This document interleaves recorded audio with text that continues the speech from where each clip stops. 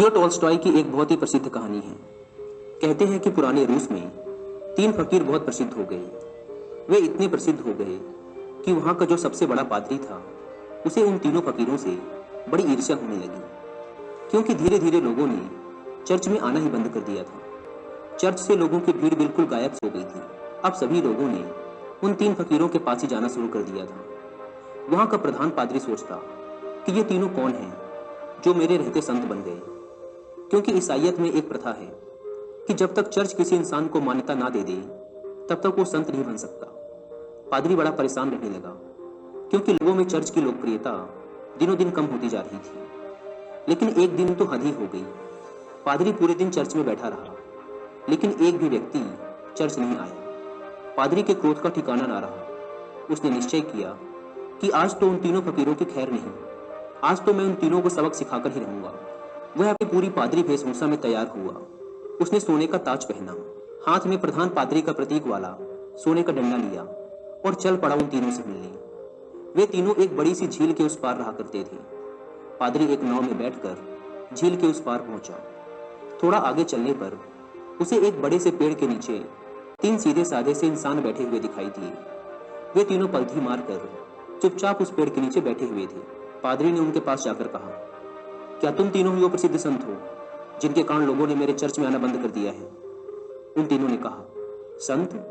अरे नहीं नहीं, हम किस बात के संत? हम संत बनने के लायक नहीं हैं।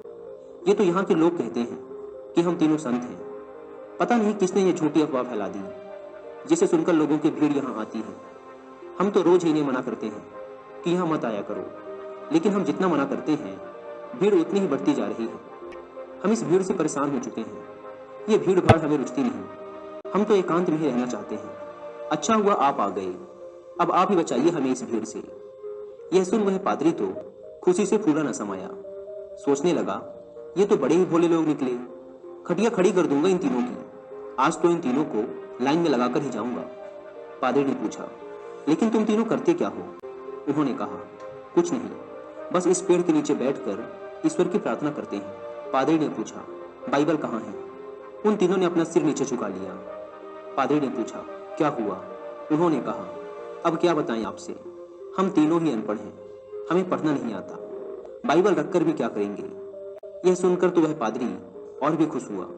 सोचने लगा, अनपढ़ हैं फिर भी इतने सारे लोगों को बेवकूफ बना रखा है। इनकी तो मैं मटिया मेट कर डालूंगा, पूरे शहर के सामने इनकी बेइज्जती करूंगा। पादरी ने पूछा, फिर तुम लोग प्रार्थना कैसे करते हो? चर्च की प्रार्थना तो तुम्हें याद होगी ना? यह सुन उन तीनों ने फिर से अपना सिर नीचे झुका लिया।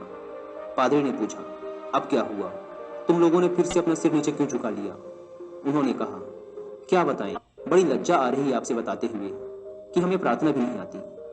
पादरी ने आश्चर्य से कहा, क्या तुम्हें प्रार्थना भी नहीं आती?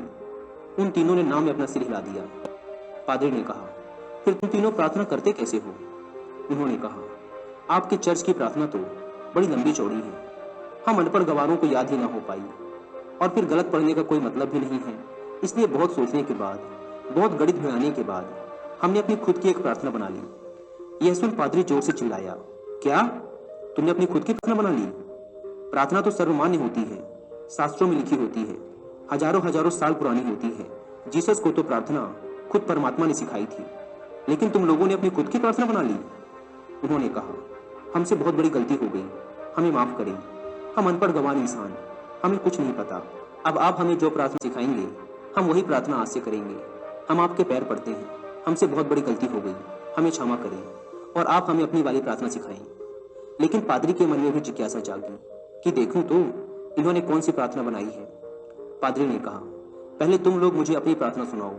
उन्होंने कहा, नहीं महाराज, हम अनपढ़ों की प्रार्थना का कोई मतलब नहीं, आप हमें और शर्मिंदा ना करें, आप हमें अपनी वाली प्रार्थना सिखाएं। लेकिन पादरी नहीं माना, इसलिए पादरी के बार बार कहने पर आखिर में वो अपनी प्रार्थना सुनाने के लिए राजी हो गए। उन्होंने कहा, हमने बहुत सोचा, बहुत विचार किया, लेकिन हमें कोई प्रार्थना ना सूझी। फिर हमें याद आया कि ईसाइयत में तो भगवान के 3 रूपों को माना गया है, इसलिए हमने इसी पर अपनी प्रार्थना बना दी। अगर आप हमारी प्रार्थना सुनेंगे तो हम पर हंसेंगे। इसके बाद वे तीनों चुप हो गए। पादरी ने कहा, अरे बताओ, नहीं हंसूंगा मैं। उन्होंने कहा, भगवान के 3 रूप हैं, इसलिए हमने प्रार्थना बना दी कि हम भी 3 तुम भी तीन, हम पर कृपा करो। यह सुन तो वह गंभीर पादरी भी हंस पड़ा। बोला, जिंदगी में बहुत प्रार्थनाएं सुनी, पर ऐसी प्रार्थना कभी ना सुनी।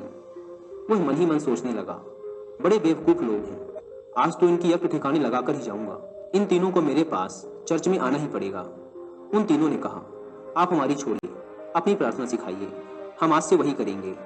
पादरी ने उन्हें चर्च की प्रार्थना सिखानी शुरू की। उन्होंने कहा, एक बार और। पादरी ने फिर सुनाई। उन्होंने कहा, एक बार और। पादरी ने तीसरी बार सुनाई। उन्होंने कहा, एक बार और, कहीं भूल न जाए। पादरी ने फिर सुनाई।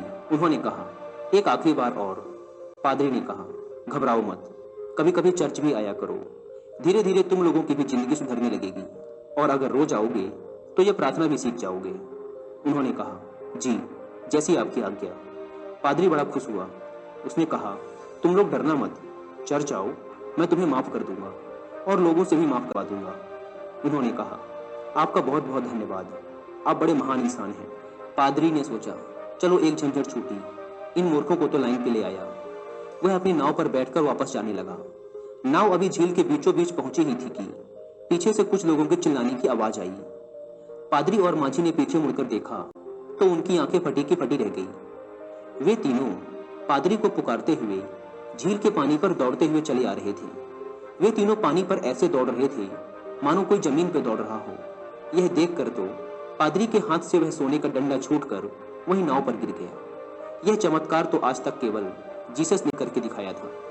वे तीनों भागते हुए नाव के किनारे आकर खड़े हो गए और पादरी से कहने लगे, आप वो प्रार्थना हमें एक बार और सुना दें, हम उसे भूल रहे हैं। वो कहता है ऐसे शुरू होती है, ये कहता है ऐसे शुरू होती है, मैं कहता हूँ ऐसे शुरू होती है। हम तीनों में बहस शुरू हो चुकी है। अब हम बहस करें या प्रार्थना करें, इसलिए आप हमें वो प्रार्थना एक बार और सुना दें। पादरी ने तो झुककर उनके पैर ही पकड़ लिए और कहने लगा, अब तक जो भी बताया है, जो कुछ भी कहा है, सब कुछ भूल जाओ।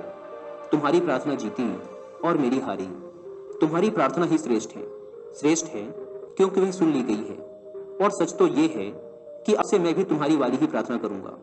गलती तो मुझसे हुई है जो मैंने तुम्हारी प्रार्थना को कम समझा, जबकि कमी तो मेरी श्रद्धा, मेरी आस्था में थी, कमजोर तो मेरी प्रार्थना थी। इसलिए आप लोग मुझे क्षमा करें, बड़ा उपकार होगा। वे तीनों फकीर बोलते रहे कि आप एक बार हमें अपनी वाली प्रार्थना और सुना दें, लेकिन वह पादरी चुपचाप अपना सिर नीचे झुकाए वहां से चला गया। दोस्तों, अगर आप लियो टॉल्स्टॉय द्वारा लिखी और भी ऐसी कहानियां सुनना चाहते हैं तो आप इन्हें सुन सकते हैं कुकू एफएम ऐप पर। कुकू एफएम इंडिया का लीडिंग ऑडियो बुक प्लेटफॉर्म है, जहां पर आप कहानियों के अलावा self help books, religious books and famous personalities की बायोग्राफीज को भी ऑडियो फॉर्मेट में सुन सकते हैं।